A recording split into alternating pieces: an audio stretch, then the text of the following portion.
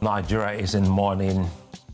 The fight against terrorism and insurgency in that country has almost suffered a setback with the death of its army chief and 10 brilliant, gallant officers. There'll be a conversation here on the square, speaking with some, experts who have been in the military, asking what this means in the fight against insurgency in Nigeria. Welcome to the square. I'm Sulaiman.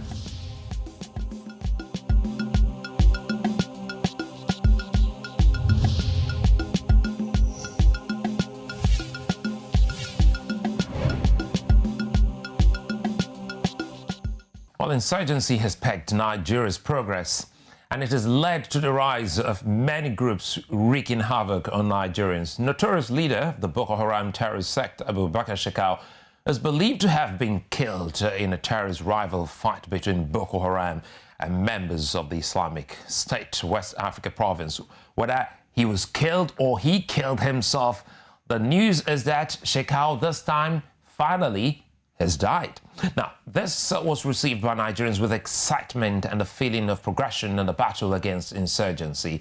Now, but the tragic news of the Chief of Army Staff sent shocking waves around Nigeria, and the President, Muhammadu Buhari, described it as a mortal blow. Appointed to replace Lieutenant General Tukur Buratai in January, Attahiru was observed to rejig the dying morale of Nigerian soldiers. His death has been described by Nigerians as surprising and saddening.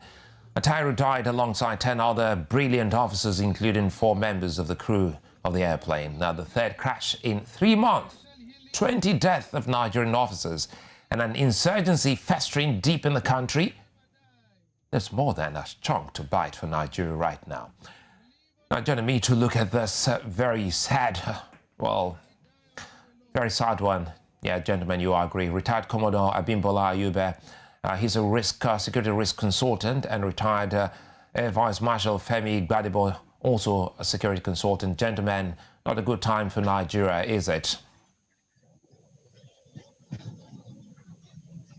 Let me start with you, AVM Gbadebo. This is one sad one for Nigeria. I also recall at the appointment of the late Chief of Staff, you were my guest on the show, and you were as optimistic as every Nigerian at that point in time. How did you receive this very sad news?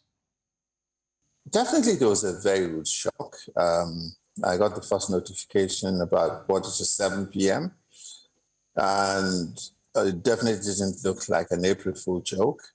And subsequently, a lot of more information came up after that. After the accidents we had, especially the Beechcraft accident earlier in the year, one would have expected that a lot more measures would have been put in place to avert this kind of thing happening. But yes, it is unfortunate, but it has happened. And one thing with the military is that business goes on. With pilots, you get back in the air as soon as possible and you start flying. And with the army, just about it. One man does not make the Nigerian army. Yes, he was a brilliant chap. He was very articulate and quite confident. So it looked like we had somebody who was going to make a different change. But I want to assure you that the army is made up of lots of officers like that. It just takes a system to pick another person and invest him with the powers and all the wherewithal to carry out the job. And we'll be back on track. I'm still with you before I go back to Ayuba. You were in the Air Force and you're aware of the majority of these technicalities. Could there have been some, play that that the ordinary Nigerian don't understand? Because many are saying it's one too many to have our planes dropping from the sky. if I can do a quick recap of the three accidents you're talking about, the one in Abuja was, which was the same aircraft. They took off and obviously had reason to go back to land. So you could say maybe there was something technically wrong with the airplane, and they just didn't handle it very well. The second one was the Alpha jet that crashed in the regions of Maiduguri, and they were on a mission where they would do ground attack, taking off after 5 p.m. It probably took them about 30, 45 minutes to get to the mission area, and that would be putting them on the odd sides of 6 p.m., which means you are running into dusk, continuously decreasing visibility. And diving down towards the ground to release your weapons and make a quick break to pull back up is not a very good situation for, I would say, very young pilots. You could easily get disoriented, which probably happened there. And here we have a situation on Friday in Kaduna, where again, you have two fairly young pilots going on a mission which should have been quite ordinary. But on getting to Kaduna, they ran into bad weather. They were to land at the military airfield, which is roughly 5 kilometers southeast of Kaduna Civil. And because of the weather situation, they decided to divert to the Kaduna Civil, which had a longer runway and so on. But I'm believing it must have been a thunderstorm. And when you have a very active thunderstorm, it could spread well beyond 15, 20 kilometers. So their choice of Kaduna, the Civil, may not have been the best. But again, you see, thunderstorms move. It's not as if it's just over one particular spot. As you're aware, we have situations in Lagos where it's raining in VI and it's not raining in Ikeja and so on. And sometimes it's raining all over the southern Nigeria. So if you have that type that's raining all over southern Nigeria, it's going to spread over maybe 50 kilometers and so on. So, and because the eye, what you call the eye of the storm, the heavy part of the storm where you have a lot of movement, is moving.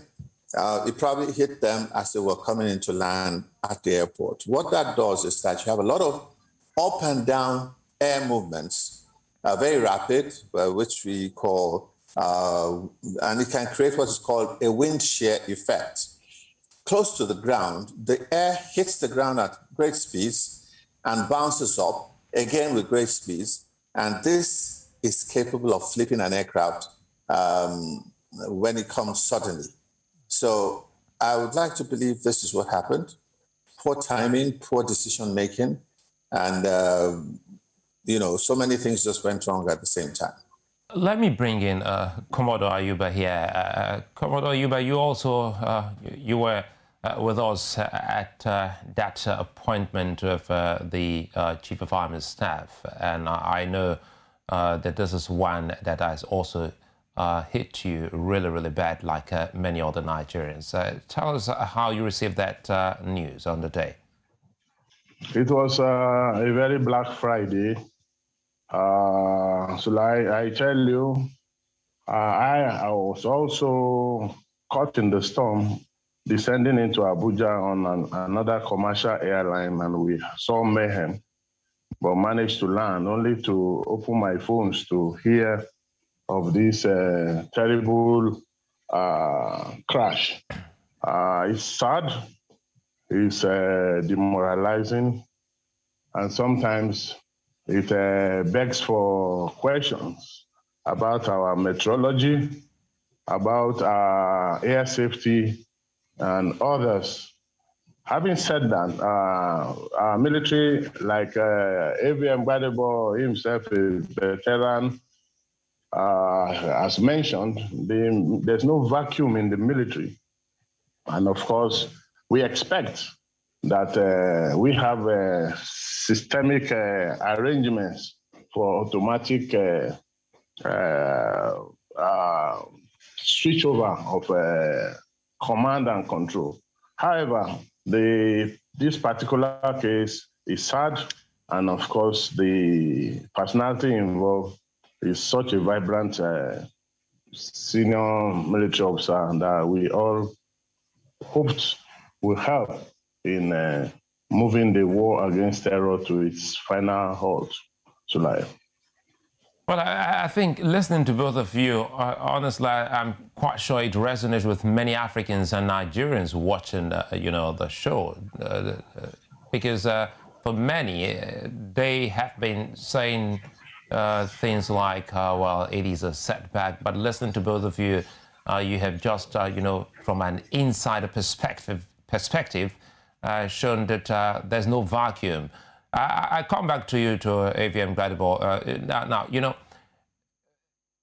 in such scenario, which is such occurrence, which is quite rare, especially in the history of Nigeria, what does the death of a chief of army staff mean, especially coming just barely 4 months after he assumed office? What does this mean in the fight against insurgents, more now that Nigeria can be said to be at war with these terrorists? What I'm saying is, I do not say this with disrespect, but the truth is that, the number of months that the new chief spent in office was not really... Not again. Not again. Let me come to Ayuba. We'll try and establish a connection again to AVM Gladiable. It does happen. Yes, these are some of the things, some of the glitches we experience when we do the show remotely. Now, coming back to you, in what areas should Nigerians be expecting investigations into the events of that day, Commodore Ayuba? Well, thank you. I earlier mentioned the timing of that air mission to Kaduna, the absence of actual meteorological information about the weather phenomenon within and around the airport and along the planned routes of the aircraft, and why the mission could not be aborted if indeed the Met report was issued and the aircraft returns back to Abuja. And of course, another issue that might be investigated will be the state of the aircraft, because they are fairly new aircraft, but were they serviceable? Were the pilots in date? Were they fatigued? Have they been flying too many hours? Because we are aware that we had, though they were young pilots, they had very, very good experience on that particular fleet of aircraft. So these are things that will come up. Luckily, the Air Investigation Bureau has set in, and the Chief of Defense Staff was reported also to have ordered an investigation into the crash. Hopefully, the outcomes of this will be able to throw some more light into what went wrong on this very Black Friday, July. You raise a very important aspect, and it has to do with the weather department, the meteorologist here. And quite frankly, some have been asking questions as to communication between, the crew and the department in charge of weather. Now, I see that AVM Gladiable is back. Well, let me quickly allow him, go with his, answers before we lose that connection, if at all it will happen again. AVM Gladiable. Was not really enough for him to have a proper impact or for us to assess his impact. We saw the potential. And, usually what will happen is that you don't make sweeping changes. You take over, you assess the situation on ground, because you see, you really cannot have an overall picture unless you're on top of the horse. And only one man is on top of the horse. And it's after you've done that, you will see. I think, the real thing is strategy that's going to use to operate. And so I think a new person coming in will be able to move with that zeal and vigor. And hopefully in the next 2 months, we will see some clear action. I hope he will not rush to try and prove himself, because he also needs to settle down and get everything in proper perspective. Well, I think that's quite key. But while you were away, Commodore Ayuba raised a very important, point. He's still asking and wondering what ever happened to that communication between the Met Department, the Meteorology Department, and the crew. How does it really operate? Does it operate the way commercial aircraft also operate, talking about communication between crew and the tower? Oh, yes, absolutely. Before takeoff from Abuja, they normally would get a weather report for their destination base. You even get for the route to know if you can go straight there or you'll have to turn around, divert, to avoid some bad weather on the way. And then you have your landing destination report. Like you're flying an aircraft before, maybe 10, 15 minutes before landing, the pilot will tell you what the weather is, including ground temperature and all those things. This is not random. It is based on information received from the tower. And the only thing that is not clear to me now is that there are insinuations that Kaduna Air Civil may have closed at about the time they were coming in. And the truth is that if they had filed to go to Kaduna's military airport, then if the Kaduna Civil was to close at 6 o'clock, which they usually will do because flights would terminate maybe about 3:34. And once they've tidied up and departed, say about 5:30, they just start the shutdown operation. So coming in from Kaduna military, which was like a decision to divert because they found they couldn't land there based on weather and so on. It is still possible, even with no proper guidance on ground, to come in there and land. Some services could be on and so on. But we saw that at least the ground services like the fire trucks and all, they mobilized quickly, which meant that there were some activities at Kaduna Civil even at the time they crashed. I think the good thing is that both of you can easily educate Nigerians and Africans. Let me bring this quickly here before we go back to the Met. And Commodore Ayuba, we've seen, especially in some, media, people trying to describe what a military aircraft is. Take us through that, definition, or what makes, what's the difference between what we see in our everyday life and that of the military? Thank you very much, Sulai.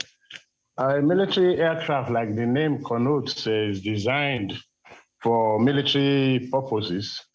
And of course, there are various tasks assigned to military aircraft. So the nature or the design of a military aircraft will so much depend on the task that the aircraft is designed to perform. So for instance, a fighter jet, for instance, or an air reconnaissance aircraft will have a different shape and equipment. So are also transport aircraft of various dimensions. And of course, there are trainers.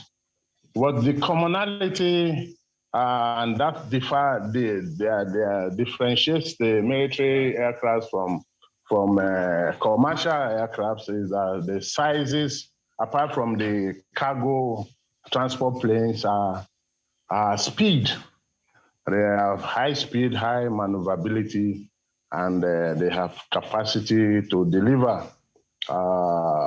weapons of various types and effectors to actually do that which they have been designed, and that is to attract the enemy forces or take out enemy vital installations and degrade enemy capacity to respond. And that's the basic thing. And of course, the military pilots are more risk and expected to operate under enemy fire. And of course, take evasive actions wherever they come under enemy's effective fire. So that's essentially differentiates the military aircraft from the commercial aircraft that are designed to convey maybe passengers or sometimes cargo from point A to B. Okay, we'll still come back, especially when we come back looking at, on the other half, talking about some of the key things that is expected of the country, Nigeria, in fighting insurgency. Let's, stretch this more. And Ibrahim Attahiru, we understand now the investigation is on, and the Accident Investigation Bureau is also a part of this or investigation, or more so like leading this investigation. And that looks like an unusual one, isn't it? Because in times past, the military will be in charge of such investigation wholesale. Yeah, the military would usually handle all the investigation.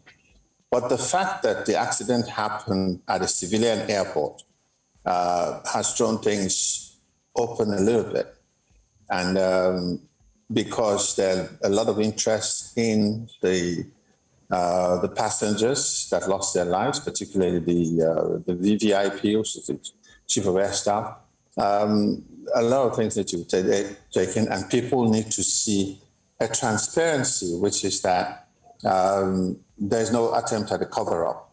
If Air Force does it alone, it would look like that. Now, what is happening right now is immediately an aircraft accident happens, the Air Force sets up what it calls a preliminary investigation, which could be just 2 or 3 officers, and their main priority is to come out with possibly a scenario under which everything happened. I think well, we have a glitch there again. But again, if you just joined us, you're watching News Central Television, and of course the program is Village Square Africa, looking at Nigeria's fight against insurgency, looking at that very unfortunate incident that happened on Friday in Niger, where its Chief of Army Staff was involved in an air crash that actually had about 10 other people in that crash, no survivors. And at the moment, the country's military is observing a work-free day.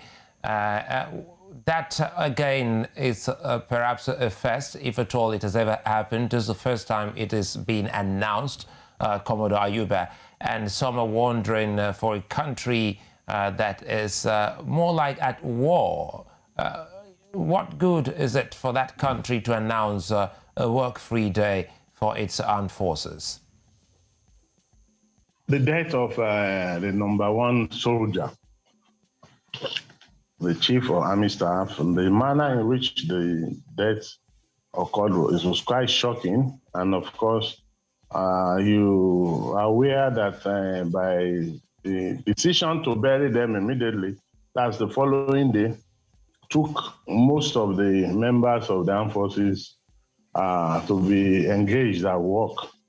And of course, the decision to grant a work-free day was sequel to directives from the Office of the President and Commander-in-Chief of the Armed Forces, directing that all flags should be at half-mast and that the troops should stay away from work for 1 day.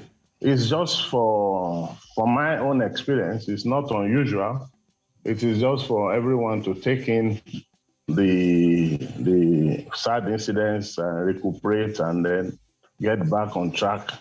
But that does not mean that the essential services, officers and men on essential services will not still perform their role. Men in the field will not be party to this sort of exemptions. So it's not unusual, like I said. And of course, it helps to assuage some frayed nerves resulting from the shocking incidents. Right?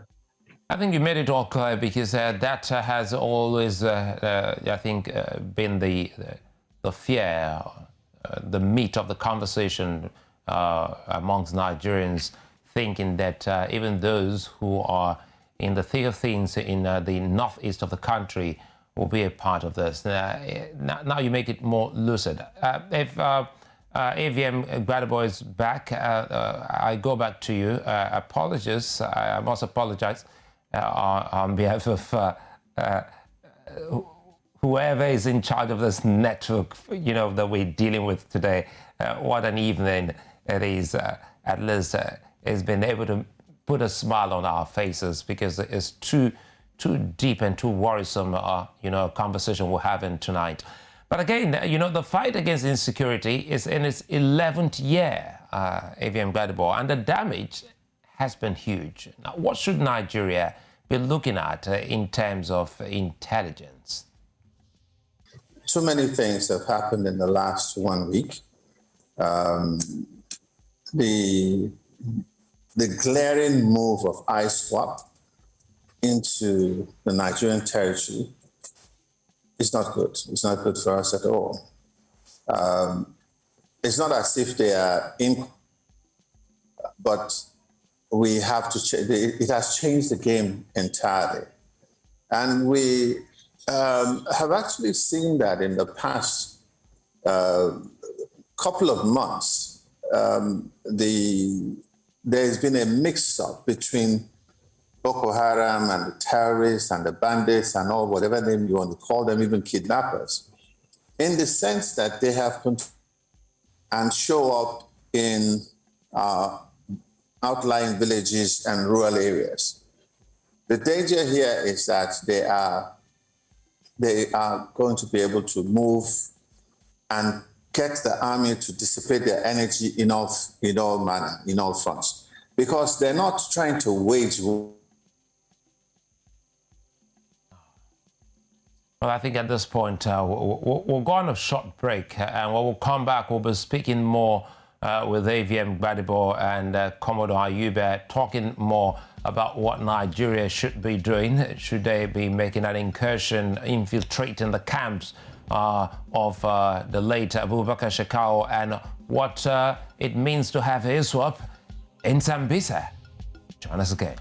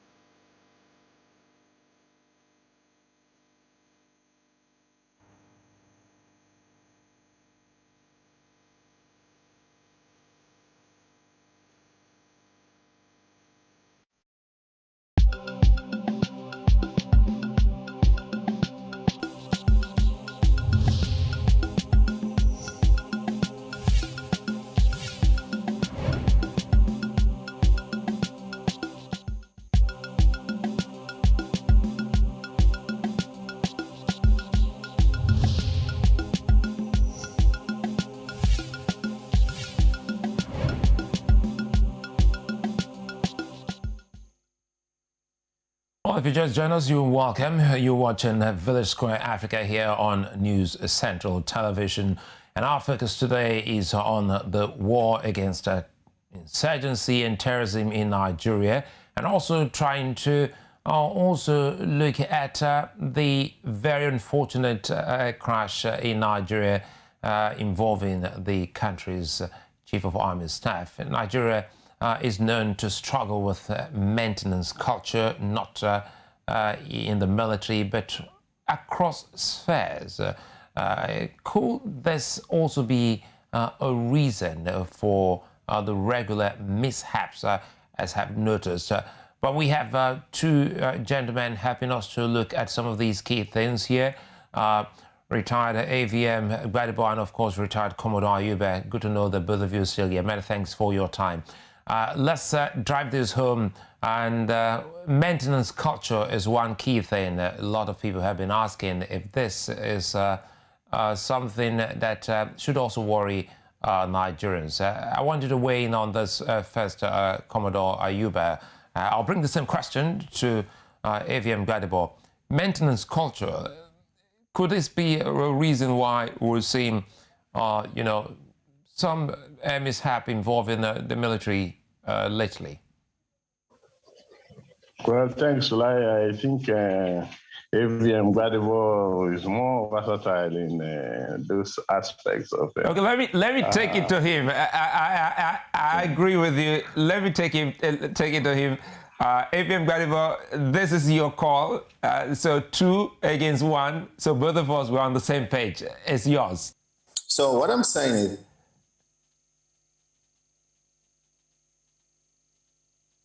in the military, even where it concerns your rifle, there is regular maintenance, cleaning, inspection.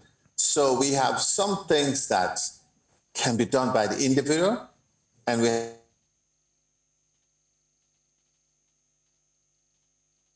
I think we'll have to establish. Apologies, AVM Gbadebo. We want to establish, a phone conversation with you.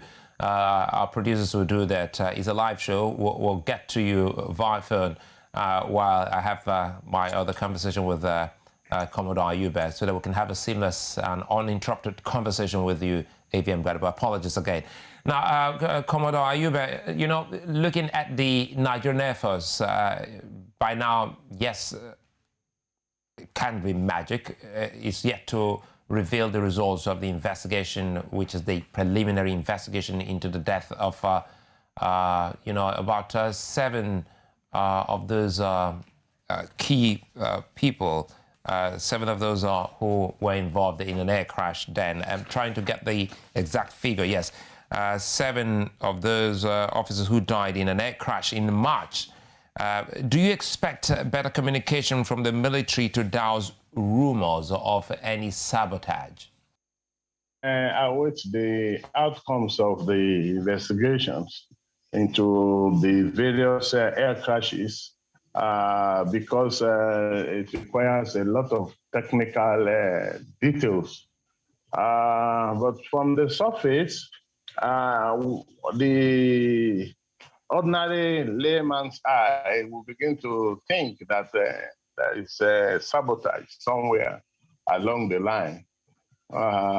We must understand that every equipment has its life cycle, and every equipment also has a service time when it's supposed to. Even an ordinary car, you know how many months you can run your car before you do servicing, before you do basic servicing, before you do major servicing. So we should await the outcome of these investigations to get the final details. But to answer your question directly on whether the ordinary person thinks about sabotage, the thing is, the task that is confronting the military today is as diverse. And of course, the urgency at which most of these hardware assets are being deployed do not allow time for those kind of long time of service for maintenance. I believe that what we need to begin to do is to increase the number of aircraft and the number of, to also increase training of pilots so that we can take away some of the aircraft, despite the fact that we are having a major crisis on our hand. Other countries in the world also have deployed their armed forces in very serious military operations worldwide, and they have still managed to take some of their aircrafts away for PDMs and for checks, A, B, C, D checks. So we need to acquire more of this aircraft. Having a fleet of 4 aircraft, fine, with different roles. Now 2 are down. The other 2 will need to, technically, they need to be grounded immediately so that what if, should there be, just in case, should there be a technical problem, the other 2 will be able to tell the story of what probably happened to the first 2 that have now been lost and killing so many of our gallant officers and soldiers. Let me get back to AVM Gbadebo, and I understand. He's not back online yet. But again, Commodore Ayuba, there are things that Nigeria should be doing at the moment, more so now that there's been news of ISWAP making, that bold, audacious incursion into Sambisa forest, leading up to an altercation or, should I say, a battle between Shekau's group and ISWAP. What does this mean for Nigeria in the fight against Boko Haram now that ISWAP seem to have made its presence in that forest? So like this latest. Well, it looks like a bad moment in terms of network connection to my guest. Let's take a moment and we'll come back, and the conversation hovers around Nigeria's fight against insurgents and, of course, the very unfortunate incident that happened on Friday in Nigeria, the air crash, which also, killed not only the Chief of Army Staff, but 10 other great Nigerians. We'll return shortly.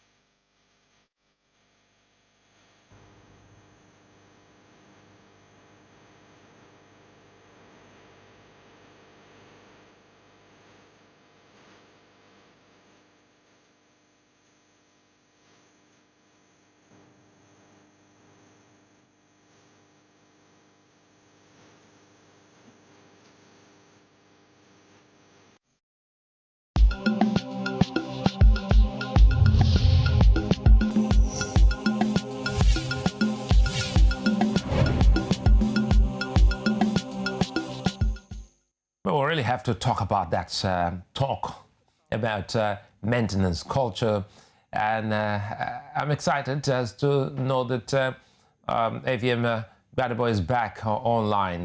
Let's quickly take that out of the plate, if you will. Well, let's come back to Commodore Ayuba. The search is on already for the next Chief of Army Staff, and Nigerians hope Attahiru's successor will be one that will be able to quickly, get a firm grip of what exactly is happening and move in and clear the space. What do you hope to see? Tragic as the death of the former Army Chief might be, life must continue, and the search for his successor is on, apparently. And so we expect to have somebody who has been his close understudy among the top hierarchy of the army, and professionalism should be key to these decisions to take to appoint the next chief.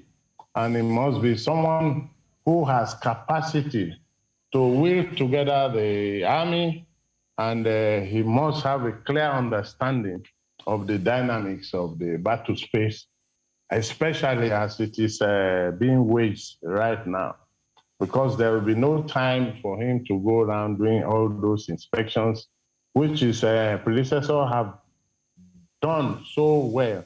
So it should be somebody from that close senior officer in the army headquarters or someone who understands operations. And I want to appeal at this stage that politics should be minimized in selecting. We're talking about bringing this war against terror to an end. And that means a lot for our economy. It means a lot for the future of Nigeria. It means a lot for the generation next. So the best from the pack must. And you know, when you shuffle cards, there are bound to be some movements here and there once again. But I want to appeal to the authorities to make these changes minimal, so that the remaining two services, as it were, will be able to move, create, and maintain the synergy they have all created right now, without having to begin to change and shuffle senior officers in all the services in recognition of who might be coming next. So that's why I am appealing at this stage that what we need now more is having a very professional officer with very strong leadership qualities, and must have had a very good knowledge about the battle space and the war we are waging right now. Sulaiman. You know, this is not the first time we have seen in Nigeria, videos making the round of some officers and men talking about inadequate equipment to prosecute this war. We also saw the former theater commander in that area who's ultimately been out of that position. Also in a viral video, talk more about the same thing. Do you agree it's about time Nigeria did an audit of its military hardware as well as software to get a better understanding on where it stands in the prosecution of this war? The issue is that auditing of military hardware and software is a continuous process. Every time there are arms inspections, there are even visits to the troops in the field to verify the state of equipment and how they are. I have been opportune to be on such missions while I was worked at Defense Headquarters, to go to the field to look at the state of equipment. So it's not as if the practice is not there, but it will be inappropriate at this time to begin to withdraw equipment for inspection, to withdraw. What I would rather suggest that should be done is that those equipments that are already damaged should be replaced immediately. And I keep saying that moving military hardware along the grounds where they can easily be taken as prize by terrorists should now be discontinued. There are heavy aircraft that whether we have to hire, whether we have to form alliances that can move this equipment and drop them on or near where they are required. One thing is for you to spend so much money of national resources on equipment. It's another thing for them to be taken as prize by terrorists and then used against our dear nation. So we must now begin to look at how to replace equipment. There's no way a military deploys into battle that you do not experience damage so on equipment and then, of course, losses on personnel. What makes the military dynamic is capacity to bounce back, replace the lost equipment, and, of course, move on to continue prosecuting the war as envisaged by the higher military authorities under the guidance of the commander-in-chief.